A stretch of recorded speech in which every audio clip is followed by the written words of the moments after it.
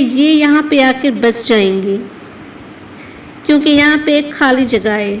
इसको भरने के लिए यहाँ से 2 इलेक्ट्रॉन्स आएंगे। तो फ्रेंड्स, अब यहाँ तक बात समझ आ गई होगी आपको। अब ये जो 2 इलेक्ट्रॉन्स हैं, ये प्राइमरी इलेक्ट्रॉन एक्सेप्टर के पास है, मतलब थियोफाइटी के पास है। अब यहाँ पे 3 तरह के मॉलिक्यूल होते हैं जो प्रोटीन इनरिच होते हैं।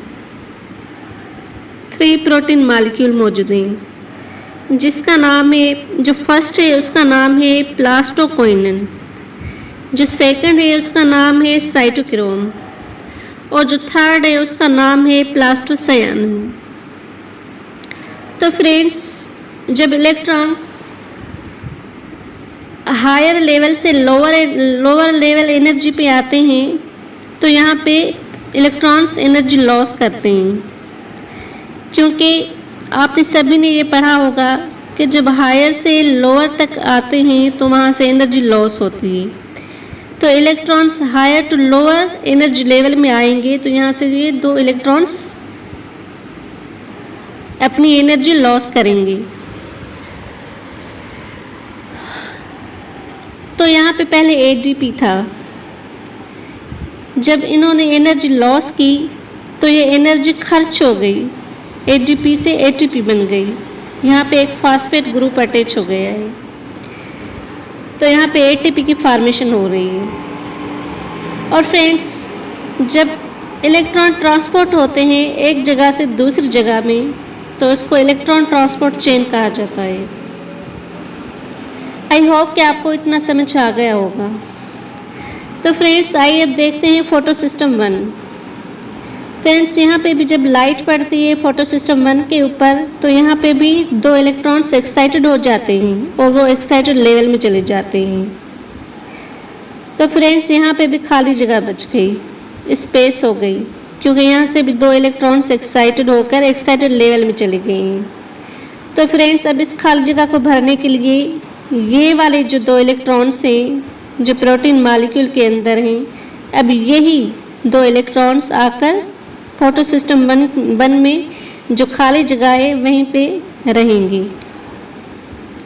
तो फ्रेंड्स, अब जो 2 इलेक्ट्रॉन्स यहाँ से एक्साइटेड लेवल में चले गए हैं फोटो सिस्टम 1 से, अब ये 2 इलेक्ट्रॉन भी यहाँ पे प्राइमरी इलेक्ट्रॉन एक्सेप्टर मौजूद है, यहाँ पे भी ये प्राइमरी इलेक्ट्रॉन एक्सेप्टर इन 2 इलेक्ट्रॉन्स को एक्सेप्ट करेगा, जैसे फोटो सिस्टम 2 में हो रहा था। तो फ्रेंड्स, अब यहाँ पे जो 2 इलेक्ट्रॉन्स है वो प्रोटीन मॉलिक्यूल के पास नहीं जाएंगे, बल्कि यहाँ पे एक और कंपाउंड है जिसका नाम है फेरिडॉक्सिन। फेरिडॉक्सिन जिसके पास आयरन ग्रुप है। तो फ्रेंड्स, अब ये 2 इलेक्ट्रॉन्स फेरिडॉक्सिन के पास आ जाएंगे।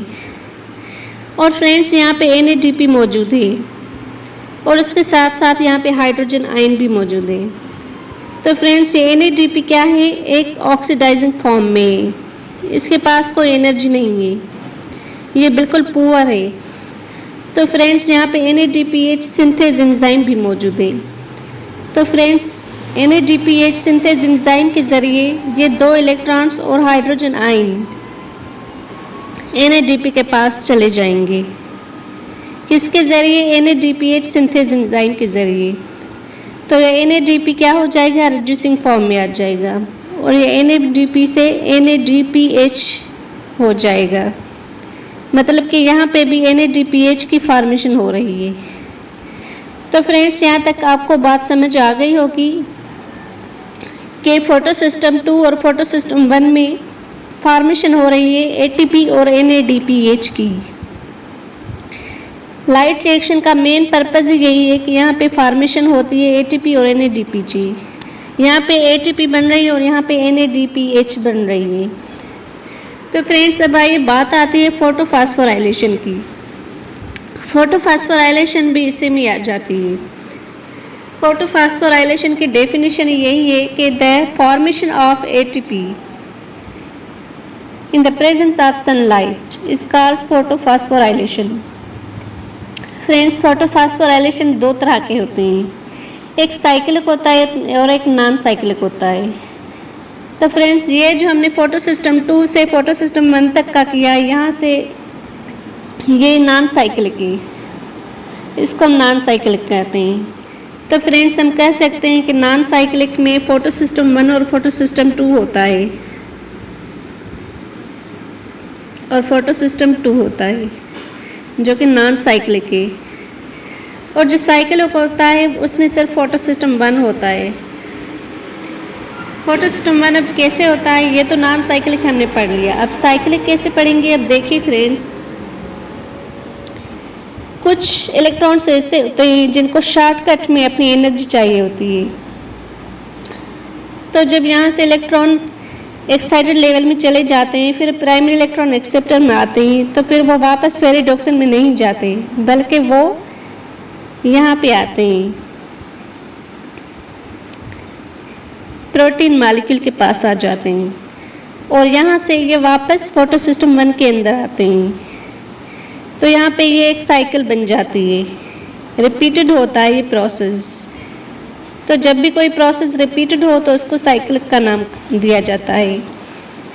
तो फ्रेंड्स यहाँ पे 2 इलेक्ट्रॉन्स एक्साइटेड होकर प्राइमरी इलेक्ट्रॉन रिसेप्टर में आ जाते हैं, और यहाँ से ये प्रोटीन मॉलिक्यूल के पास आ जाते हैं, फिर ये प्रोटीन मॉलिक्यूल में से गुजर के वापस फोटो सिस्टम 1 के अंदर आ जाते हैं। तो फ्रेंड्स ये रिपीटेड प्रोसेस हो रहा है, तो फ्रेंड्स इसको हम साइक्लिक का नाम देते हैं। तो हम कह सकते हैं कि साइक्लिक में सिर्फ और सिर्फ फोटो सिस्टम 1 का जिक्र आता है। तो आई होप फ्रेंड्स कि आपको समझ आ गया होगा मेरा लेक्चर। तो फ्रेंड्स अगर आपको मेरा लेक्चर समझ आ गया होगा तो लाइक करें, शेयर करें, सब्सक्राइब करें। इंशाल्लाह मैं मज़ीद ऐसी वीडियो